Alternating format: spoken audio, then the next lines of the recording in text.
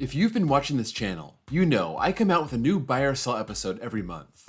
This gives everyone a chance to contribute to the content, pitching your predictions for the theme park world, and I respond by buying or selling your idea. The fun part is to go back and see where I was right and where I was wrong. I went through all 24 episodes. That's 395 questions, and I look for predictions that have already paid off. Based on what happened in 2023, let's see where I was right and wrong. I was right about a bunch of easy ones that I'm not going to include here, like Top Thrill 2's Spike being taller than King Dakar, Top Thrill 2 not having a randomized launch, Holiday World building a steel coaster within 8 years, the next major Six Flags coaster not going to Six Flags New England, Canada's Wonderland not getting a new entrance in 2024, Valley Fair not getting a new coaster in 2024. Stuff like that isn't anything to brag about, so I'm just looking for the best ones. Before we get started, if you can drop this video a like, I'd appreciate it. It helps with the YouTube algorithm. And if you're new here, please consider giving me a sub for more content like this.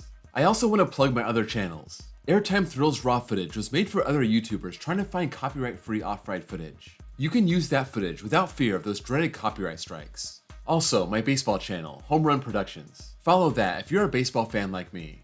Let's go all the way back to episode 1, February 3rd, 2022, and I did not get off to a good start.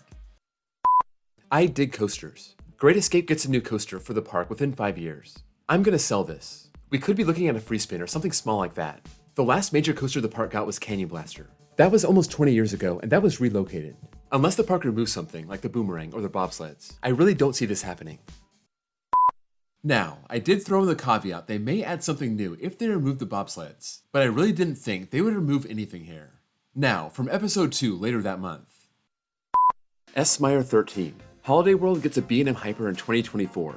It makes a lot of sense for Holiday World to get a new coaster in 2024. It took 9 years between Voyage and Thunderbird, and 2024 will be another 9 years since Thunderbird. If Holiday World is going big every 9 years, I think a B&M Hyper is entirely possible. I'm buying this. Thunderbird opened up a whole new world for this park. State-of-the-art inverting steel coasters are now in the mix, not just Woodies. A Hyper is a crowd pleaser. It's expensive, but Holiday World will pay for it. It may not happen, but I don't see why it can't. So, I did see the new coaster coming, but I thought they were going big, even though they really needed a family coaster like Good Gravy. Now, let's look at some of my wins. This also being from episode 2. JFM Productions. Six Flags will start working with Intamin again. I don't think Six Flags has gotten burned quite as badly by Intamin as Cedar Fair. You know, other than the Green Lantern thing. I think they've been avoiding Intamin because of cost more than anything. Intamin has a bunch of new models. We've seen one of them come to Luna Park in Australia, and I think we could see Six Flags order something from this new catalog. It could be any of them. It just depends on the price. These are all kind of ripped off from other manufacturers, but if Intamin can undersell them, Six Flags would jump on that, and they should.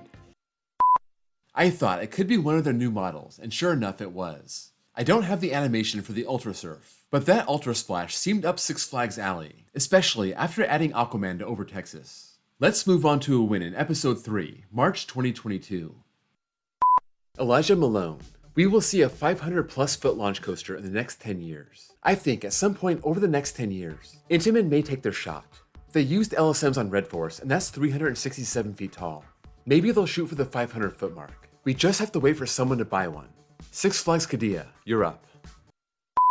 Hey, I even called out Six Flags Qiddiya at the end. And at the time, I didn't realize Falcon's Flight was going to have a launch. That rises up over 600 feet, using LSMs to get up to that cliff. The biggest drop is over 500 feet, so I don't know if you want to give me full credit for this one, but I'm taking it. Another win from episode 3.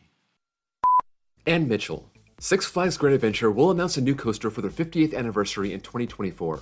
I'm buying this. I know coaster enthusiasts care more about park birthdays than the parks themselves, but it does seem like they make an effort to get a new coaster when they hit the milestones. Over Texas got New Texas Giant for their 50th anniversary. Magic Mountain planned on opening Wonder Woman on their 50th. 2024 will be 3 years since Jersey Devil, so maybe that would be a good year for a Premier Rides launch coaster, or maybe one of those B&M dives. Maybe not a Premier Rides dual launch coaster or a dive. Those would have been good ideas, just saying. But a Vekoma Super Boomerang counts, so I'm calling that a win, especially at a time when Six Flags showed no interest in adding new coasters. Now, a loss from episode 4, April 2022.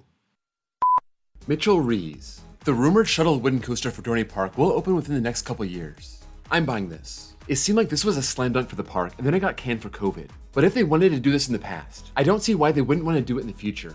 I know plans get canceled sometimes. We just saw it with Viper at LeBron. But once everything gets back to normal completely, I think it's still gonna happen. That probably means the end of Possessed, but Dorney really needs a new coaster and this would be a good one. I really didn't expect Cedar Fair to continue with the plan to give Dorney Park a new coaster, and have that coaster change from the original plan. I wonder why they went with the dive and not the Shuttle Woody. Regardless, the dive will have better capacity and should be more popular. Another from episode 4. Parrot Gaming. Within the next 19 years, Knott's won't replace any coasters. I love this question. It really gets you to think. 19 years is a long time, and there are so many coasters that could be in danger. I'd say the only truly safe coaster is Hang Time. Sierra Sidewinder should be okay. We talked about B&Ms having a lifespan. In 19 years, Silver Bullet will be almost 40. Ghost Rider hopefully will be fine, but who knows. It may need another overhaul.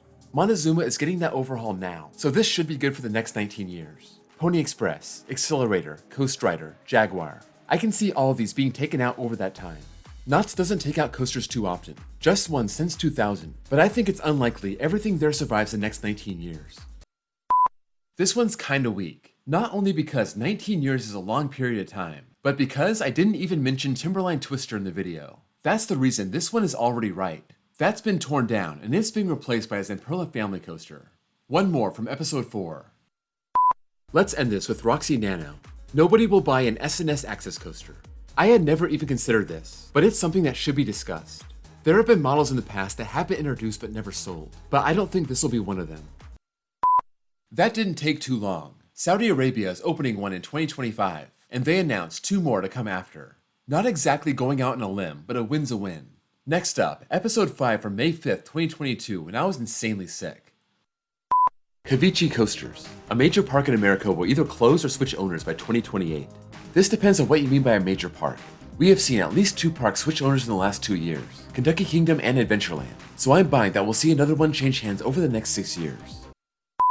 I was thinking a smaller park changing hands. I was really not expecting 2 entire chains smashing into each other. One more from that nasty sore throat episode. This one I was wrong about. J-Space. Kings Island will be getting a replacement for Vortex in 2023. I'm buying this, but I don't know about 2023. I would bet on 2024. I think whatever new coaster they get, it'll go in the Vortex plot. There's only one exception, and that would be the aforementioned Son of Beast RMC iBox coaster. That would make more sense to use the land behind Banshee where Son of Beast used to sit.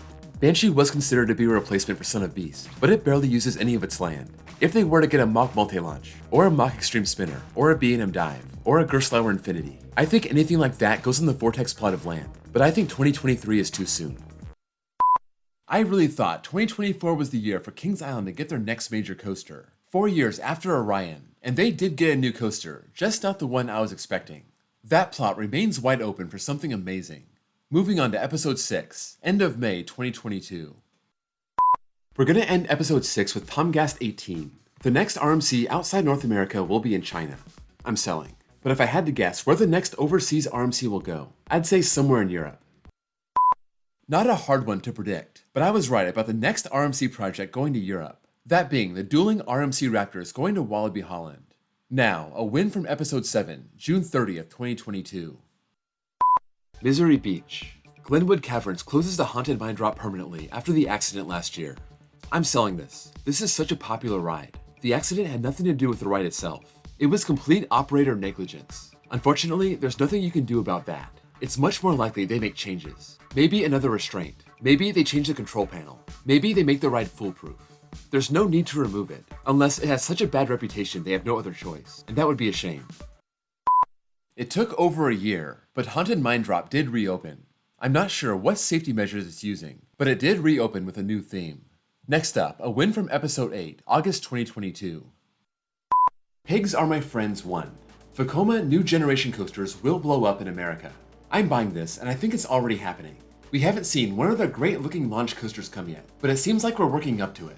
They have the new Disney projects, but that's a little different. Disney and Vekoma go way back. But aside from that, they started putting in family suspended coasters. Then we heard about a tilt coaster coming to Codaland, and now Dollywood is getting a new family multi-launch coaster. It may be a trickle right now, but within a year or two, I bet we see multiple major projects from Vekoma. Maybe it was inevitable, but look at what we're getting in America this year. 5 new Vekomas. We knew about Circuit Breaker, but we also got Flash at Great Adventure, Midnight Flyer at Santa's Village, and 2 family boomerangs, one for Kings Island, one for Holiday World. That's about the same amount we had in America between 2020 and 2023 combined. We just need some of those really big awesome ones like Phoenix at Fruit Summerland, or maybe Fly at Fantasialand. Here's one from episode 10, October 2022. Lotus Paintball. Six Flags Over Georgia will announce a new large coaster to compete with Air Force One by 2024. I'm selling this. This makes sense, and the park is due to get a new coaster. But as we saw, Salim Basul doesn't want to add any new rides for a while. Will he still be CEO a year from now? I don't know. We'll see. But for 2024, that's going to be a quick turnaround for the new CEO to announce a major new coaster for Over Georgia. I guess it's possible, but just not probable in the current climate, so I gotta sell. Hey, Salim Basul came around after all, and since this was made, they also announced and opened Kid Flash, then turned right around and announced the Ultra Surf. I don't know if this was done to stem FunSpot's competition, but in the end, who cares? A new coaster's a new coaster. Let's move on to episode 11, November 2022 for a bad loss. Let's start with Bill Milliken. Cedar Fair will maintain year-round operations at King's Dominion and Carowinds beyond the 2023 season. I'm buying this, and it seems to really be catching on over the last 5 years or so. The Six Flags parks in Texas used to have a short off-season. Now they don't. King's Dominion and Carowinds, I guess, are far enough south to make it work. I know they don't operate all their rides in the winter, and that's kind of a drag. So once you get beyond the Winterfest events, are people going to come to King's Dominion if the only coasters that are open are Dominator and Twisted Timbers? Carowinds recently added a few more coasters to the Winterfest lineup. That includes Nighthawk and Fury 325, but they are still missing a few, including Intimidator. That could be a downside, but if these parks can open in the winter, they should. It would only be on weekends. I can't imagine they'd be losing money on it, and they can use that as an excuse to raise their season pass prices. Don't expect them to take this away after 2023.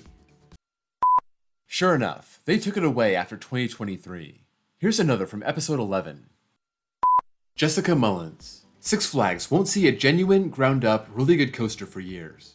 I'm selling this. I don't think Salim Basul's moratorium on coasters will last very long. He may want to take a couple years off to make other improvements and give the Six Flags image a facelift. But eventually, a new ride will be needed to boost attendance, and that will come sooner rather than later. Salim Basul said that Great Adventure's 50th anniversary in 2024 will be big. Shout out to Hollywood Studios and his interview with the CEO. I'll link that down below. But yeah, he said it'll be big, but that could mean anything. They could be doing parades and shows and fireworks. Or they may be getting a new ride, who knows. I don't think it'll be more than a couple years before some park gets some coaster from the ground up. Salim Basul came through, and I think Flash, and Bobcat, and maybe even the Over Georgia Ultra Surf count as major additions. One more from episode 11, and you just have to laugh at this one now. Overpowered 54. Cedar Fair will buy a Six Flags park by 2030. I'm buying this. If Six Flags goes down this road for too long, and they get into some real financial trouble, they may be willing to sell off some of the parks to pay off their debts. We saw this before in 2004 and 2007, right when the chain's finances started to get shaky, up to the point where it fell apart. We could be entering a similar cycle now, and they may try to unload a park or two. Cedar Fair may be interested in a park like Discovery Kingdom after Great America closes, even though they don't seem to be interested in taking care of animals. They might want to make a play for parks in regions where they don't have a footprint, like one of the Texas parks or New England. I'm not sure which park Six Flags would be willing to part with, but over the next 7 years, I think it's possible. There were so many questions like this over the last 2 years, and a merger was the last thing that I would have expected.